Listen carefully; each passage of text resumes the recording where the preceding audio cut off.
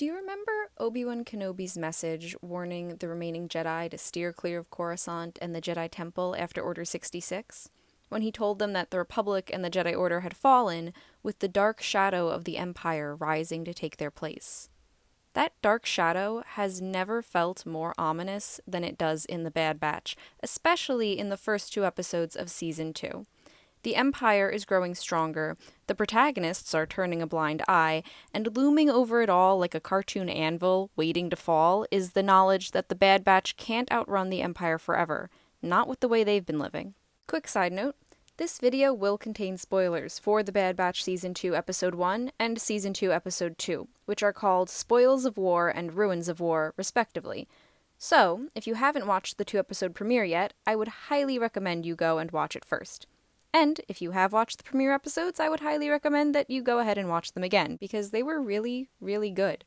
The Bad Batch only knows how to have a spectacular season premiere. I don't make the rules. I apologize if this video is a little less organized than my last video, but I wanted to get it recorded and out into the world before this week's episode because I have a feeling it's going to emotionally destroy me based on the title alone. So, Godspeed, fellow Bad Batch fans. I'm going to be messing around with the audio on this video to make it a little louder as well, so if I'm absolutely deafening you right now, I am so sorry. Just turn the volume down until I can figure this out. Now that disclaimer is out of the way, let's talk about the Season 2 premiere, which again, I thought was amazing. Obviously, there's no way I can talk about parallels or foreshadowing or full circle moments just yet, because only 2 of the Season 16 episodes have aired, but there are still plenty of other things about the premiere that made my writer brain very happy. The first of these things were the Clone Wars callbacks, with the Bad Batch paying a visit to Count Dooku's castle on Sereno, and even using one of his hidden lifts to escape the Empire's troops. Hidden lifts were kind of a big thing in the Clone Wars, and I feel like I can remember Dooku using them to get away from Anakin and Obi-Wan on multiple occasions, even if they weren't on Sereno, so I loved how that little nod to his character was included. There was also a lot of subtle world building in this episode.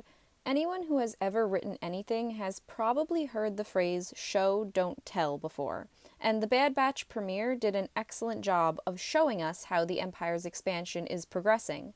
We now know that the people of a formerly separatist planet like Sereno are in hiding.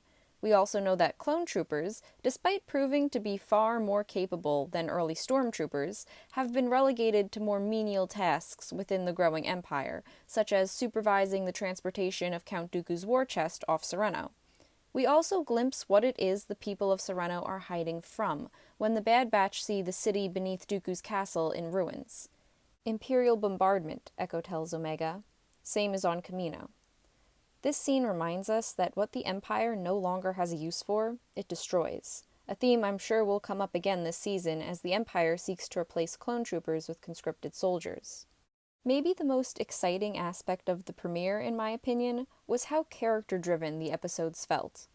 Each member of the Bad Batch had a moment to shine and to showcase a little bit about how they were thinking and feeling months after the destruction of Tipoca City. We got to see some character dynamics we honestly haven't seen enough of, and we also got to see how the group dynamic is evolving this far out from the fall of the Republic. I could actually talk about that for an hour, but that may be another video.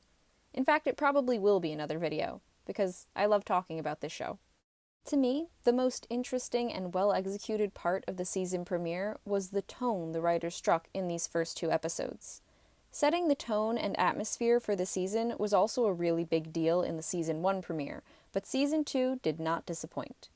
The first word that comes to mind to describe the tone of Spoils of War and Ruins of War is dread.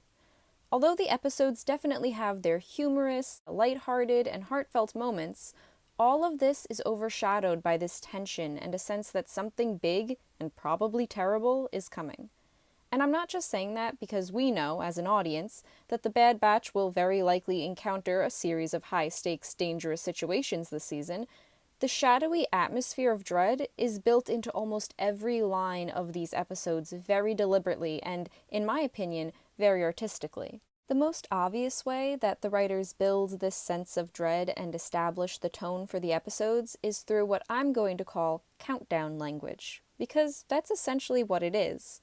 So much of the dialogue in Spoils of War and Ruins of War either alludes to or directly refers to time running out. The first instance of this that I noticed is during Cid's briefing, when she first tells the batch about Dooku's war chest. She tells them that the Empire is in the process of moving the war chest off Sereno, but there is still time to strike before the riches are all gone.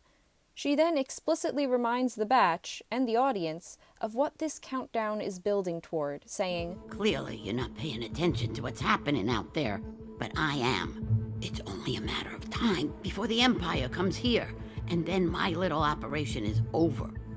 Which means no more jobs for you." The countdown language continues throughout both episodes. We have Tech telling Hunter that the window of opportunity for the batch to nab some of Dooku's ill-gotten goods is quickly closing. Tech actually uses this exact phrase twice in the same episode, that a window is quickly closing. It reminds the viewer that not only is this particular mission time-sensitive, but so is the batch's decision about what to do next. Ord Mantell won't be safe for them forever, and the squad has made very little progress one way or the other in deciding what their next step will be. There are also numerous instances of characters remarking that they don't have time for something. Again, it's this constant reminder for the audience that we need to be thinking about what comes after the immediate next thing.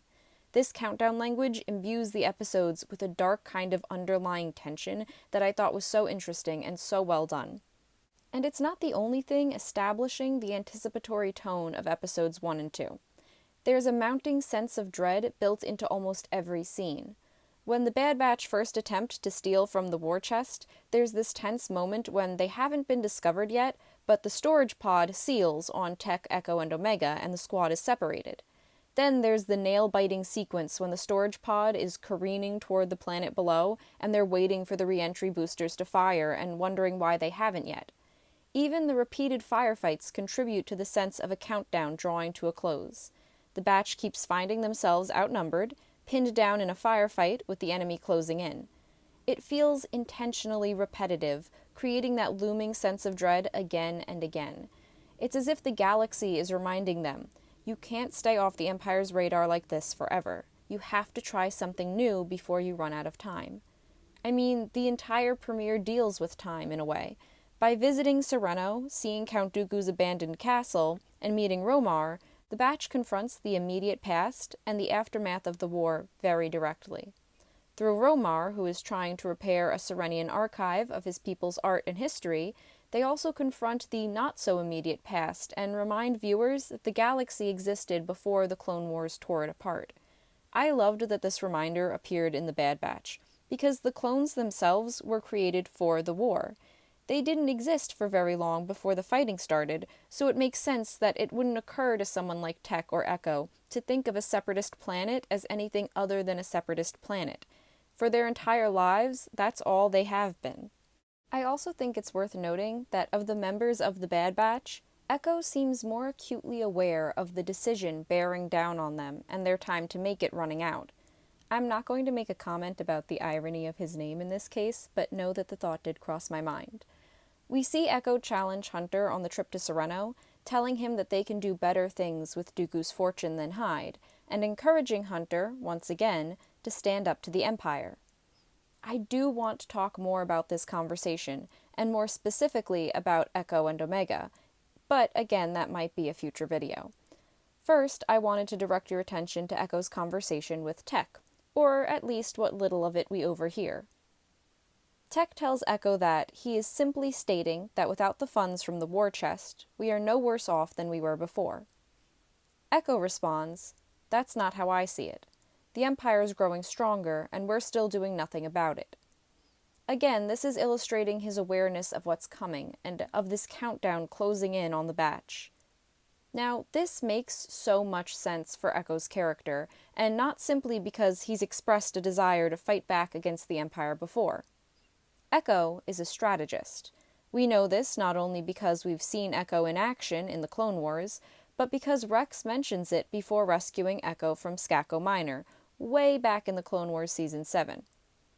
He begins to suspect that the algorithm the Separatists are using to attack Republic forces is actually Echo, because it's using the strategies and plans Rex and Echo drew up together.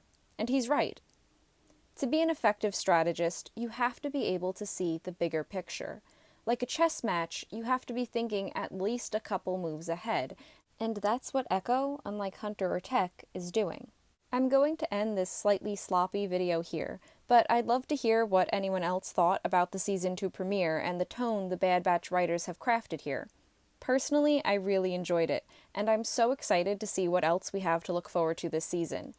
I also wanted to take a moment to thank you if you've watched this video all the way to the end, and an even bigger thank you if you watched my last video and still came back to my channel. It turns out that yelling about Star Wars on the internet has been a lifelong dream of mine, and now I'm doing that, and it's a lot of fun. I hope you had a great new year, and maybe I'll see you next time. Until then, I will be struggling to emotionally recover from the solitary clone.